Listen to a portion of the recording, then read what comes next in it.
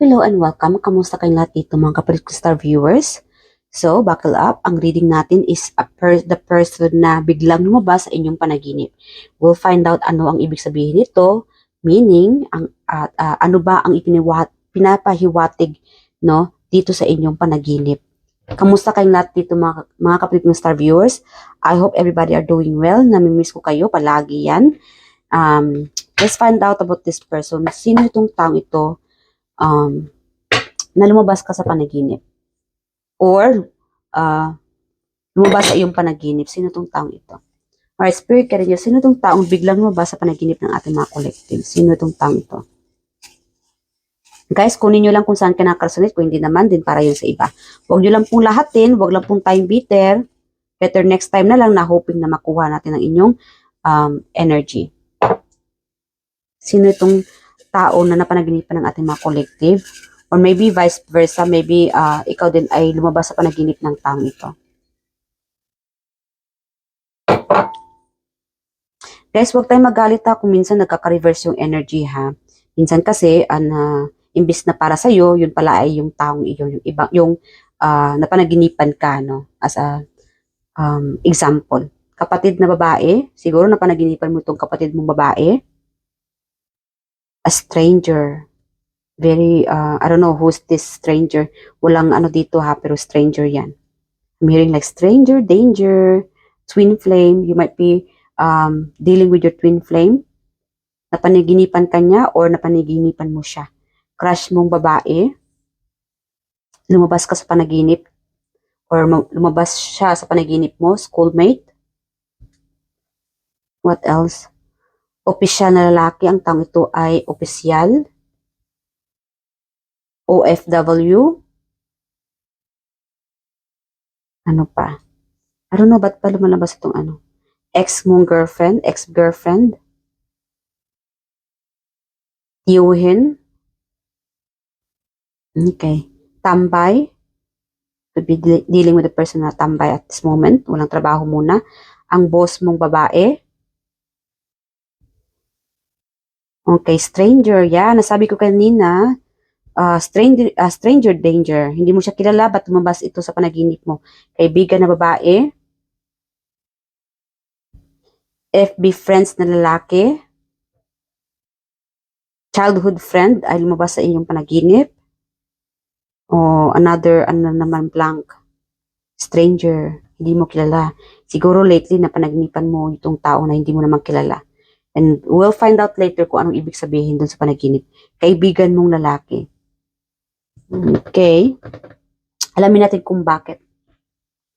Our spirit can just, bakit lumabas ang taong ito sa panaginip ng ating mga collective? Okay, the wheel. And the 8 of Wands. This person sees you very, I don't know, like inspiring. Na-inspired ang taong ito kaya napanaginipan mo siya. So, this person is one of the person na ina-admire ka. Maybe this person has been thinking of you, about you, a lot. Ikaw ang, ikaw ang dahilan kung why this person dream or to live. Kung bakit pa siya nabuhay. Yeah. Ikaw ang naging rason niya para mabuhay muli. Wow, this is very specific, ano? Yeah. This person sees you very, I don't know, ikaw ang mundo niya.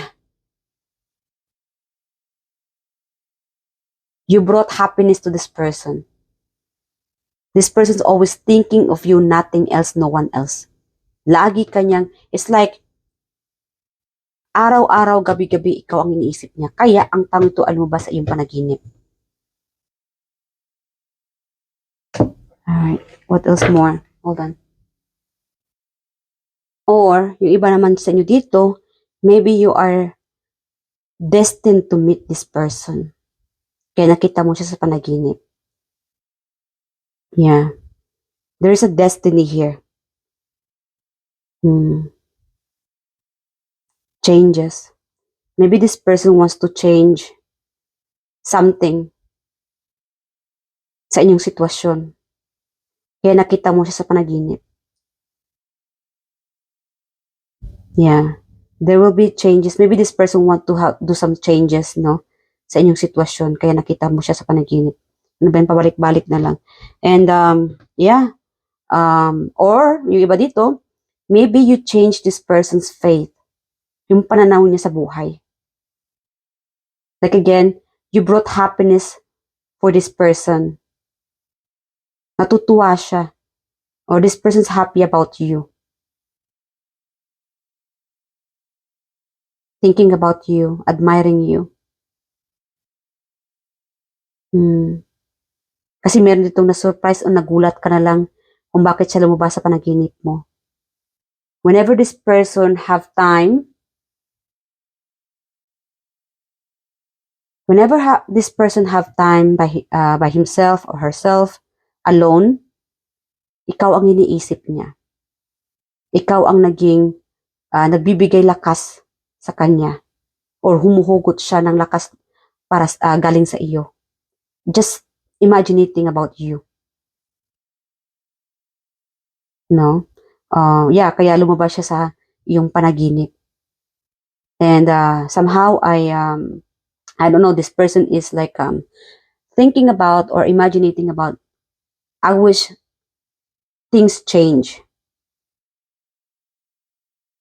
Alamin natin kung bakit gusto niya na may pagbabago sa inyo. Why this person wants changes sa inyong dalawa, sa inyong sitwasyon? Why? Why this person wants changes sa inyong sitwasyon? Okay. Yung iba dito, dahil siguro, I don't know, insecurity. Either insecurity yung iba dito, or siguro may batang involved.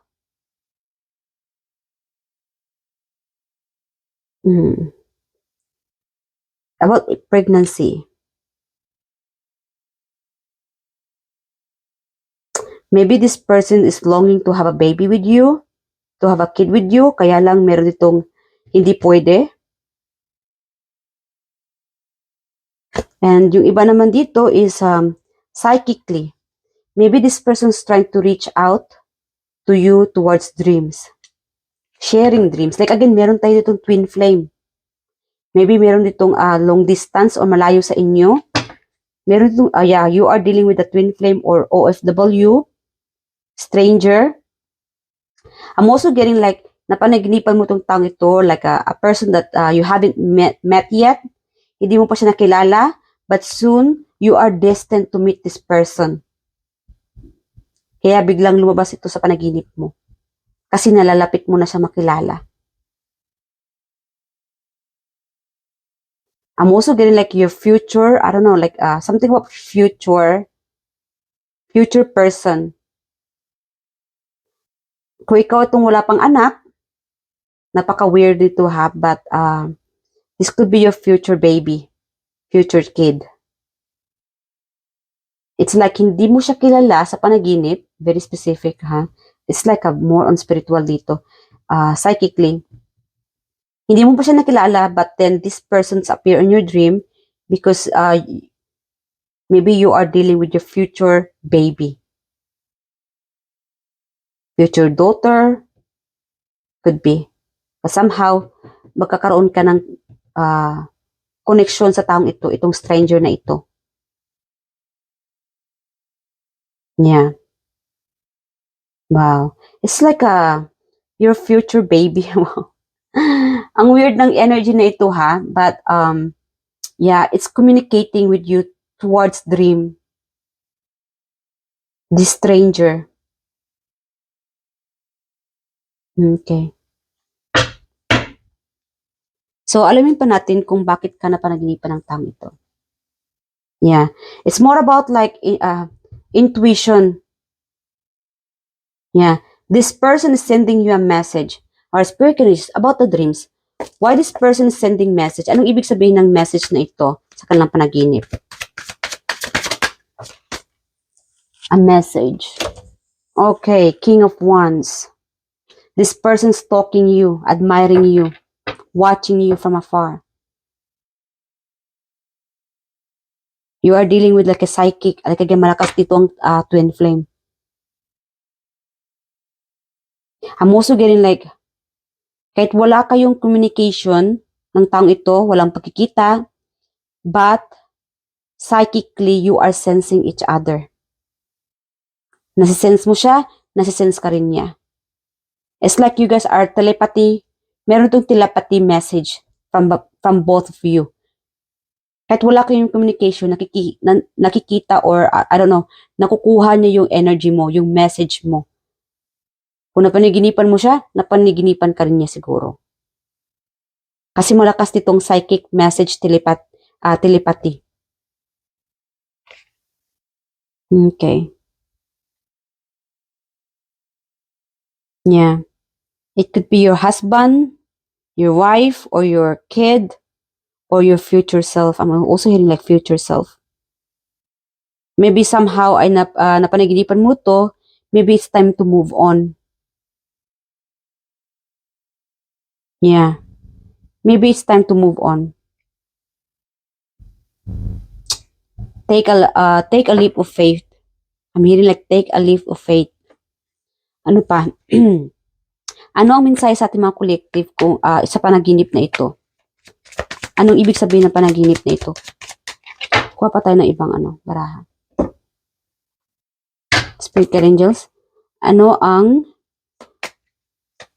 ibig sabihin ng panaginip na ito? Bakit na panaginipan ng ating mga collective?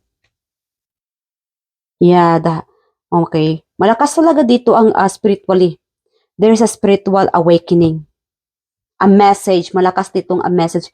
Hidden message. May mga nakatagong mensahe dito. Mysterious message. So, pay attention sa inyong panaginip because you are receiving a download. A mysterious message. A hidden message. Alamin natin kung anong nakatagong mensahe dito. Our spirit guide angels, ano itong hidden message sa ating mga collective? Okay. Alright, so hidden message, guys, be aware, be careful. Be careful of some people. Baka specifically, baka meron ditong taong mag-backstab sa inyo. So be careful. And it could be friend, no? Or, I don't know, childhood friend. Whoever this lumabas dito, nakuha natin, this could be related sa inyo. Or the person na napanaginipan ninyo, the stranger.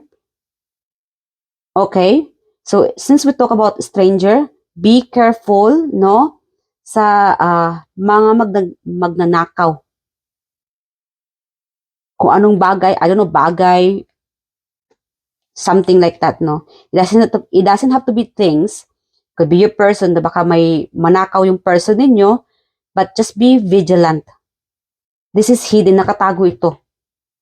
Kaya lumabas ito sa panaginip mo, just to give you a heads up, a warning, na mag-ingat-ingat. Baka may makapasok ng masamang loob. Magnanakaw. I don't know whatever this person's intention is, meron tong warning sa inyo. This is like your future self is sending you a subliminal message. Yeah. Psychic message download to be careful about this. Someone is planning behind the scene. Meron naman dito na, okay, another message here, financially you will be stable. The reason kaya na panaginipan mo ito, you will be receiving a stability. Maybe you are receiving a stable life from your grandparent, yung parang pamilya mo na sumalangit na. This is a message, I help. It's like meron ka ditong grandparent na or spirit guides or family members, ancestors. They're sending a spirit animals. Your spirit animals is like, parang yung spirit animals mo ay, they are the ones na a messenger sa kanila doon sa sabihin to heaven, no, or sa Panginoon, archangels. Sila yung parang kinikwento kanya doon sa doon sa, or like a messenger, no. They are the messengers, guides mo. And, yeah, nagre-report sila dito. Okay naman si collective. We are watching them. We are guiding them. We are protecting them. Because your ancestors is worried about you. And just to let you know, your ancestors is sending you a message through dreams. Kasi siguro na panaginipan mo tong lola at lolo mo or tiyuhin, kaibigan, or I don't know. Yeah, meron kasi itong stable. This is the sign that you're soon to have to move forward. Meron itong movement. Success is happening soon. You will be surprised. Meron itong surprise na magaganap sa inyo soon. Kailan itong surprise na mangyayari? Okay. Kasi I'm sure karamihan dito ay matutuwa. Sino namang hindi matutuwa no pagka may mga surprise? Sagit lang guys ha. High Spirit Guardians, ano itong surprise or kailan ito magaganap? Surprise, not more than a month. Surprise kailan ito? Weeks lang, weeks. When is this happening to surprise? So we have here number 3. 3 weeks or on the 3rd, June 3, June 30. Oh my God, 300, 00. Wow. Guys, take a look of this angel number. 300. For the first time, nakatanggap tayo ng 00. Malapit na ito 3 days on the 3rd or 30 days. Yeah, malapit na itong itong surprise na magaganap. Itong mangyayari. Again, be vigilant. Mag-ingat-ingat dahil baka ito ay magkaroon ng magaganap itong pagnanakaw. Whoever this person is, a backstabber, betrayal. It could be a warning sa inyo. Or meron naman dito sa inyo magsa-success. You will be moving forward. Meron ito mag-travel. And meron naman dito sa inyo, it could be psychically receiving a message. So pay attention sa inyong panaginip because soon in 3 days, 3 weeks, makakatanggap kayo ng psychic download, a message, a mystery. I don't know, a paperwork.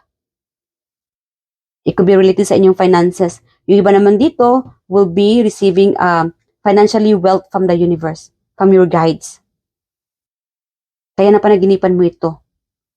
The meaning, itong hidden meaning from dreams. Itong napanaginipan ninyo, no? Ito yung ibig sabihin dito. You are destined to have this wealth, success, moving forward. Psychically, may mag-evolve sa inyo dito psychically. Awakening. So pay attention kasi meron ditong someone is watching you or following you or been following you. So mag-ingat-ingat guys kasi baka may para bang meron kasi sinusundan ka dito ng taong ito. Alamin natin kung sino itong taong sinusundan ka. Spirit Guardians, sino itong taong sinusundan ng ating mga collective? Bago mag-end ang ating reading. Okay. Knight of Wands. I don't know, a third party or admirer. Okay, so sinusundan ka siguro ng taong ito dahil baka mayroon dito makipag-flirt sa inyo.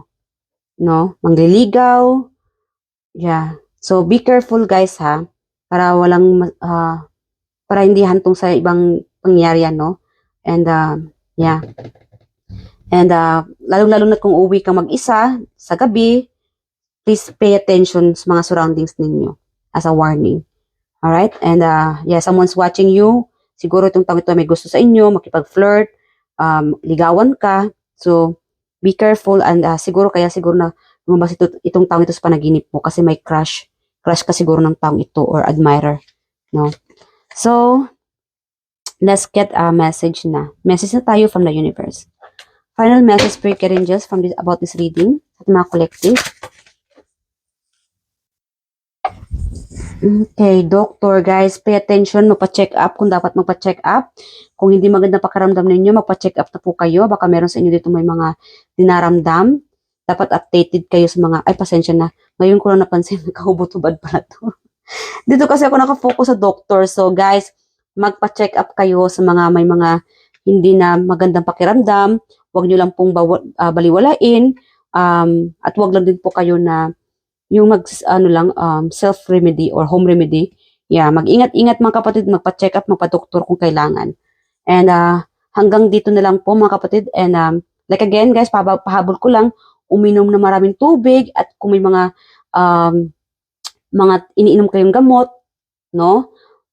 Uminom kayo ng mga gamot. Kung hindi naman na kinakaya ng gamot, then magpa-doktor kayo. Alright? So, I love you guys at mag-ingat po kayo palagi. And self-care, self-love, and pay attention sa iyong surroundings. I love you guys and I hope to see you guys in the next reading. Bye. Thank you.